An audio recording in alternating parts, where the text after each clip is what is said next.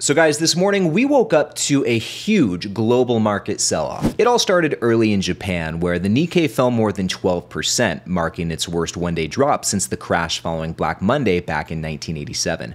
Here in the US, the sell-off was also very substantial, with all three major indices opening up very down, and tech stocks like Nvidia, Meta, and Apple all took some really big hits, part of which, at least for Apple, was driven by the news that Berkshire Hathaway had reduced its Apple stake. They ended up selling half of their Apple position, which is obviously pretty significant. At any rate, adding to the market jitters are concerns about a slowing US economy. Job growth slowed sharply in July, and now has investors concerned that the Federal Reserve has actually been too slow to cut rates, potentially now needing to play catch up. Now, when you put all of these factors together, the end result is the sell-off that we saw today, and I know just how gut-wrenching it can be to see your stocks take such a big hit in a short amount of time. However, this situation can actually be beneficial for dividend investors.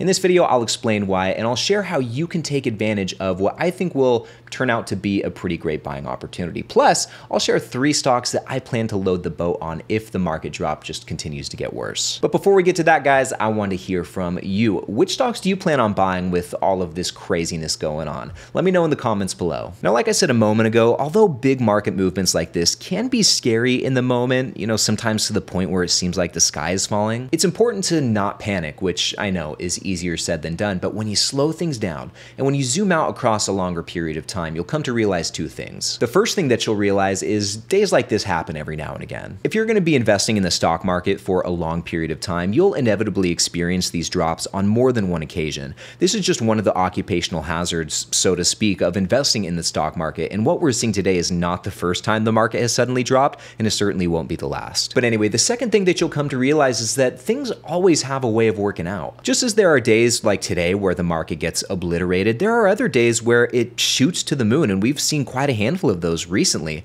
And in the grand scheme of things, there's been so much more good than bad. Historically, through all the crazy things that have happened in this world, the stock market and the US economy, while it has seen its setbacks, it's persevered and it has rewarded investors who just hang in there and don't jump ship. And that's one of the things too that's important to keep in mind about investing. It requires a certain amount of faith. You have to believe that things can be better tomorrow than they are today. This belief applies to the overall market and most definitely to the individual companies you own. And that faith comes from having conviction in your holdings. And the only way that you can have that conviction is if you know what you own. And I think instances like this serve as a good reminder to take inventory of the stocks in your portfolio. To help calm some of the panic that might come during a big drop like what we're seeing today, now's a good time to revisit the financials of the companies in your portfolio. Just refamiliarize yourself with everything.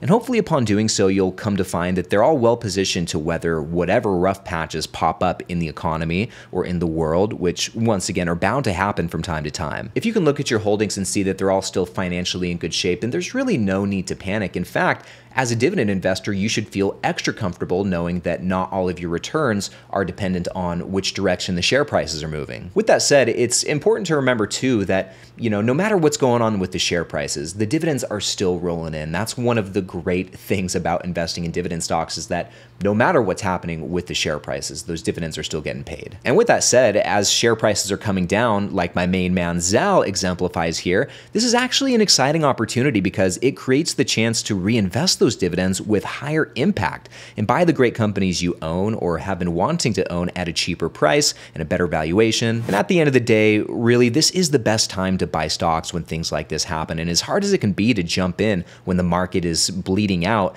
as Zal also says, this is where fortunes are made. Anyway, moving on, in addition to not panicking, the other thing that you should do or try to do is make a plan. If share prices continue to decline across the board, you'll probably find yourself in a situation where there are almost too many discounted stocks to take advantage of. Now, on one hand, this is great because it gives you all these different opportunities to choose from, but then again, on the other hand, having too many options can be a bit overwhelming, to the point where you might feel some paralysis not knowing what to do with all these different options in front of you. And that's why it's important to have a plan. Giving yourself some sense of direction will make it easier to take action when you feel the time is right, and it will really help mitigate the paralysis that can come with having so many different options at one time. And what you should do is look at all the different stocks in your portfolio and in your watch list, and then from there start prioritizing which ones you want to add to the most. And this is what I did after finding out just how big of a drop we were in for today. And upon doing so, while there are quite a handful of different stocks that I'd like to add to. There are three in particular that I would really like to hone in on. The first of which, guys, is going to be Visa, which is probably no surprise. You know, I've said it before and I'll say it again. In my mind, Visa is like the gold standard of stocks, and I can't think of a company with better financials than Visa. Just taking a look at how this company is growing, looking at the revenue, the earnings per share, so the top and bottom line, as well as the free cash flow, everything is just going straight up and to the right, and this is exactly what you want to see. And it's not slow growth either. It's all very aggressive. The revenue's the only, just looking at the 5-year growth rates, the revenue's the only thing that isn't growing by a double-digit growth rate on average over the last 5 years. Earnings per share has grown by near 12.5%. Free cash flow is growing by near 18%. It's just, this is a work of art, guys, pure class. And looking at the debt situation, it's pretty negligible in my opinion. I mean, they have about $4.2 billion of debt as of the close of 2023 of last year. But considering how much free cash flow this company is generating, I mean, it's just printing cash. In fact, it's printing more cash and has more free cash flow coming in than it does have net debt. So once again, that's just not an issue at all. And this company is at pretty much no risk of going bankrupt whatsoever. And then looking at the dividends and buybacks, guys, I mean, Visa, you know, it doesn't have the highest yield. It's at about 0.8% at time of recording, but everything else is looking good. I mean, looking at the dividend chart, this is exactly what you want to see. And like everything else, this is not slow growth either. Visa's 5-year average dividend growth rate is 15.6%, which is beautiful. And they're also buying back shares as well. It looks like on average over the last 5 years, they've bought back about 1.65% of their shares outstanding. And real quick, guys, what we were just looking at was actually a new stock analysis tool that I've been working on behind the scenes. This has been a little secret project of mine for the last couple of months, and it's still very much a work in progress. And pretty soon, guys, I will be sharing more details on this stock analysis tool and some other stuff that I've had going on behind the scenes along with that. And if you want to learn more about it, and if you want to be first in line to receive all of this information, then check out the link I have in the pinned comment. That's going to take you to a page where you can input your email, be added to the waitlist, and then from there, whenever I have more details, I will send them directly to your inbox. You'll be the first to know. But anyway, guys, getting back to Visa, we can see that it has seen a little bit of a pullback already just in the last month. I mean, in the last 30 days, it's down 3.5%. Just today, it's down 2.6% and has officially dipped below $260 per share. And it wasn't too long ago that it was there. I mean, back towards the end of July, we saw it hit the low to mid 250s, and it looks like it's headed back down in that direction, which is totally fine by me.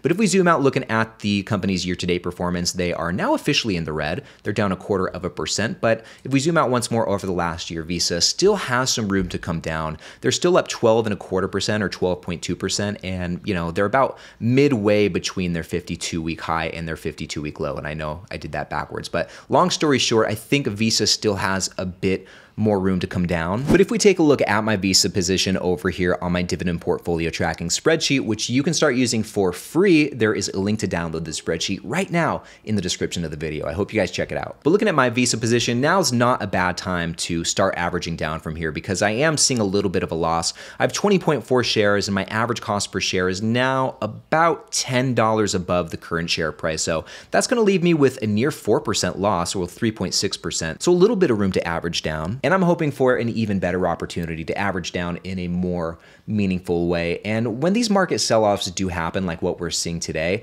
the dream is that you can buy these extremely high quality companies at extremely discounted prices where you don't normally have the opportunity to do so. And we'll see whether or not that opportunity really comes with Visa. I mean, at least that's what I'm looking to do with this company. And the same applies to the other two stocks that we're talking about. Which on that note, the next one is Williams-Sonoma, which I think is another very high quality business. And if we look at the financials, we're gonna see a lot of really solid growth here as well. Revenue's been growing quite nicely at about 11.5% on average over the last 5 years. The earnings per share has really taken off in recent years. Post-pandemic, the earnings really just shot up from this company, and it's stayed up since then as well. And the free cash flow, guys, wow, this is looking really good. This company, like Visa, is just printing cash. And as far as Williams-Sonoma's debt situation goes, I mean, right here it says they have $128.6 million of net debt, but as we can see here, all of their quote-unquote debt is in the form of capital leases. None of it is actual debt, so this is another company, in my opinion, that you really don't have to worry about going bankrupt, which is the kind you want to own. And then as far as dividends and share buybacks go, Williams-Sonoma has got it going on. This dividend growth chart is just spectacular, and they're even growing their dividend